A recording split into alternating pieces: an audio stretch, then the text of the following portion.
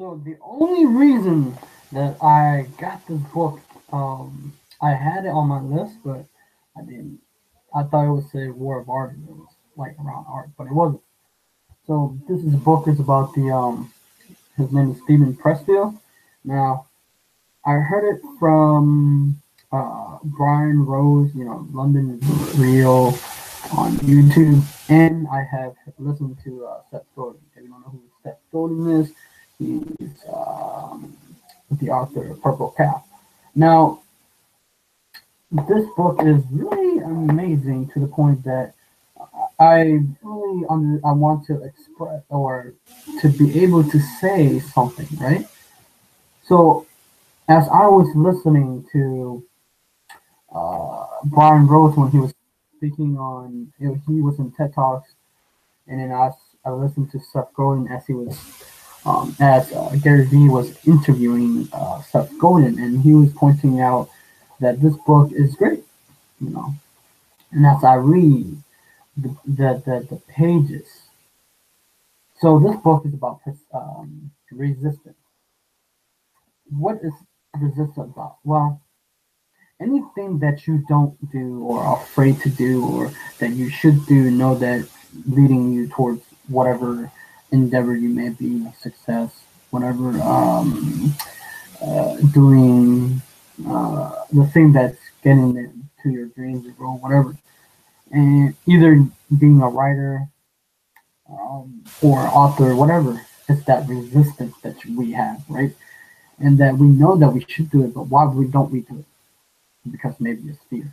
Maybe because, people will think it's like crazy. People, you will have judgment, you will have doubt. And as you go toward this resistance, it's like you're giving an energy to it, right? And as you go towards doing whatever you want to do, and you feel that in you, and you're like, whoa, I don't like. I know I should do this, but I don't do it. So, so let me explain my resistance I have. I wanted to do a book and write a book, and I have resistance um, against it. Uh, I had write a couple of sentences on the chapter, but I have resistance, right? And then as I go to write this, and I realize I don't have enough experience to write it because it's nonfiction. It's not fiction where you tell the story. I was talking to a guy on Twitter, and he was an author. His book's going to be coming out, and he encouraged me to keep going and keep writing. He said, "Oh, that's great." So I'm going to be writing in the future, or now, or I should do it. Well, the book said you should do it now instead of later, because we will say we'll do it tomorrow, but it's resistance, right? Um, the fear that we have of the endeavor that we have. Like for instance, any new endeavor, whether YouTube, Twitter, or Instagram. Remember, I had resistance against Instagram because I had a fear, just like most people had a fear of Twitter. Most people say Twitter is dead because they don't understand it. They go where they are comfortable. They go where they know how to do. But you already know how to do. But even if they know about Instagram, they don't know its aspect of Instagram, right? Or YouTube for that matter. Most people who are the average, I won't say they talk about YouTube as if they know what YouTube cares about YouTube, what they know what's the details about YouTube, but they don't know. They think they know, so they put out the advice of creating videos short as possible, stuff like that. But I disagree with that notion because if you actually study behind what YouTube care about, you'll understand its algorithm because every platform of social media and YouTube has a platform and they have an algorithm. Facebook has an algorithm. Instagram has its own algorithm, just as YouTube or Google.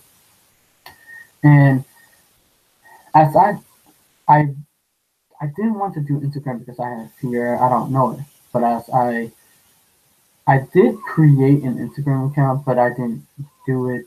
You know, to the point that I'm good at it. But then I had to do research how to do it, and then I did it. And so that's Twitter, but I wasn't scared as much as Twitter. I was scared as Facebook, but Facebook is a whole nother story.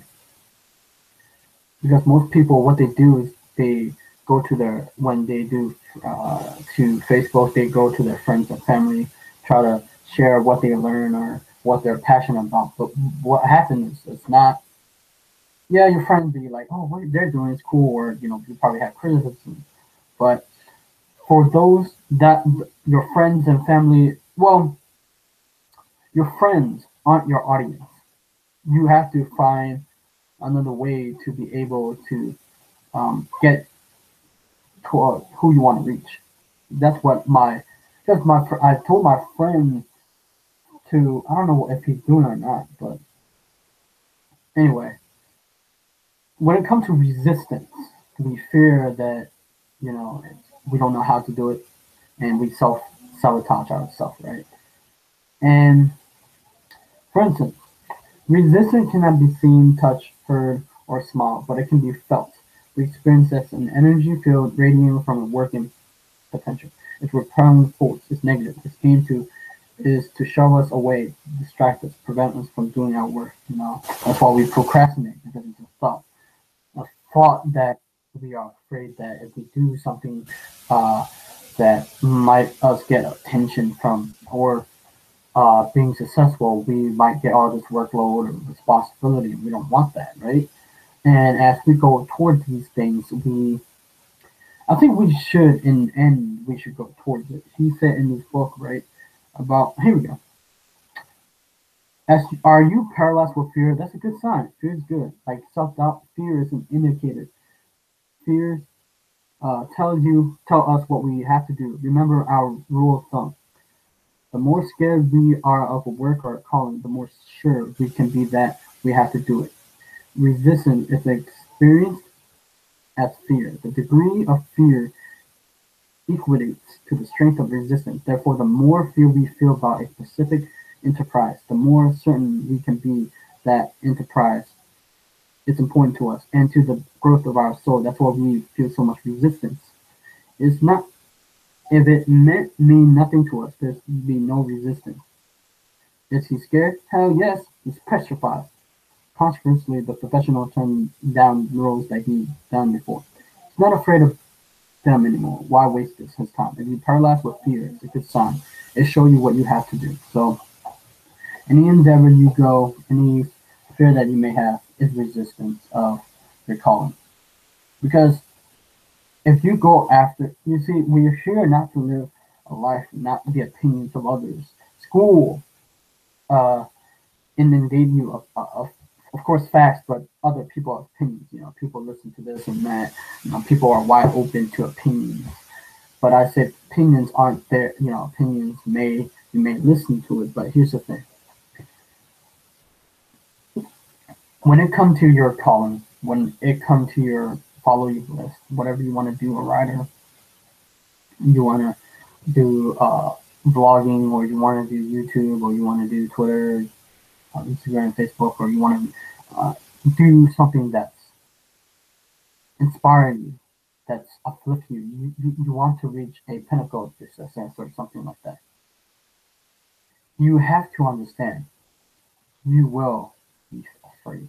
Oh yeah, you will be very afraid. So what can we do? Well, the only thing that I know is go towards your fear. I remember what was his name, Brian Rose, when he was doing his TED Talk. It was an inspirational video, and I have asked him about how he set his goals. I'm very grateful for that. You should check out his channel. What's his name? London Rio TV or something like that. Anyway, you should move towards it, right? Even Will Smith said you should attack your fear. Fear isn't there to stop you, because if you live your fear your whole life, you won't achieve what you want.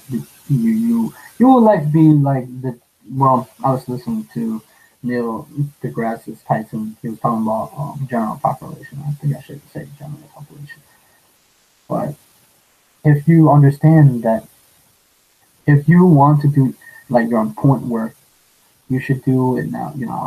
I remember uh, Tom Peters, and he tweeted me back that if you want to be a bestseller, you should write down. I think I should do it now. Um, write the book now. Start a couple of pages, right? And whatever you write a story. And yes, but they're also due diligent too. If you want to be successful in life or do like any endeavors, you do have to do your R&D, meaning research and development study. There's no way around it. I know it's hard to people to grasp because it's not easy. Like it's not all about taking action all the time, like massive action. It's about the strategy, the strategic plan behind what you do. Because otherwise, if you just um, do it, you wouldn't have like let's say you run an obstacle and you don't know how to uh, uh, bounce back from it or go over or try to a different way to uh, see it. I've seen a lot of people like think that you know if you do this certain type of thing, you have to know because ignorant is not blessed. Ignorant is not don't want to know, don't care. So I will probably talk about the because I was listening to my Neil Tyson. He's absolutely right about it. But anyway, this is a great book for if you wanted to um, go to do your adventure, maybe whatever it is. I don't know what you want to do. That's you. That's your dream. You should do it. That's your calling. I mean, if that's your calling, you should do it. So I highly recommend this book. It's a pretty cool book. Now, most people will say, Johnny, why you read books? Uh, you know, I realized the day. I remember. I remember. I hate not knowing why because I don't like. I don't like the feeling of ignorance. I don't like because I want to be on the cutting edge. I want to know. I want on to be like. I mean, if you think about it, the general population, if you will, they don't really care much for knowledge. I don't know why. It's because they got burned in school. They hate like I was reading The Slight Edge by Jeff Olson, and he said the day that people who are graduate from high school, they stop reading. Like being it's like a high percentage or billions of people stop reading. And college people after people finish college they stop reading and learning. I don't learning is fun, learn whatever you want to learn, not my preference. My preference. Well, I'm a curious person, so it doesn't matter. I will learn anything that I want to learn. I mean, there's nothing for me to stop. People let that stop them because they say, "Oh, school is over. I don't need to learn anymore." That's a really um, closed-minded point of view because you're never done. Like you're the earth, the life that you live is the reflection of what you know. It's the reflection of what you're thinking, your subconscious, your belief system are. That's the reflection of your life.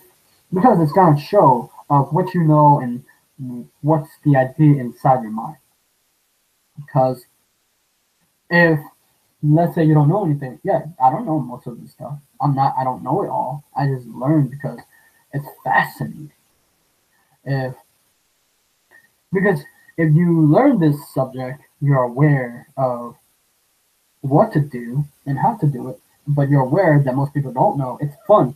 It's fun for me that most people don't know these things because they're either too lazy or they let the idea stop them. Richard Branson of Virgin Group, he had lesson, right? And I was reading his Group Let's Do It book, and he said he taught himself how to learn. And then at first he didn't. Uh, he hated what was it? I can't remember reading or something, but he had to.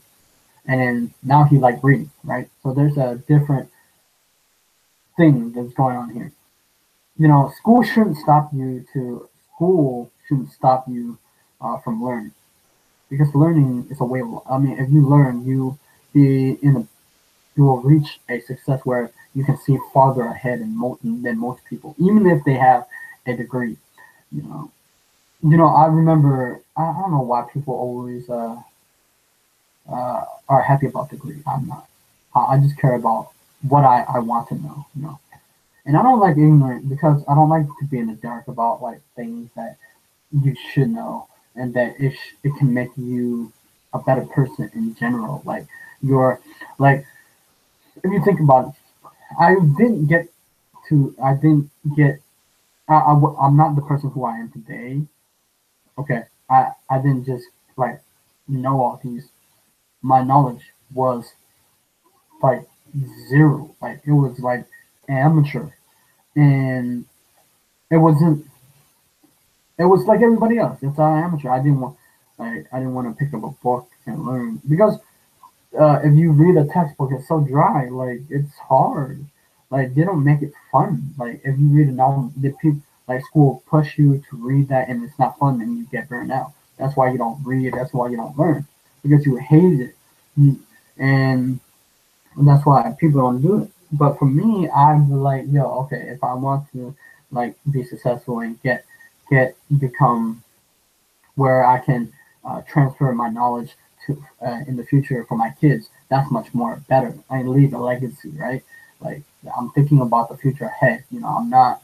I don't waste time about where I should go to party or not.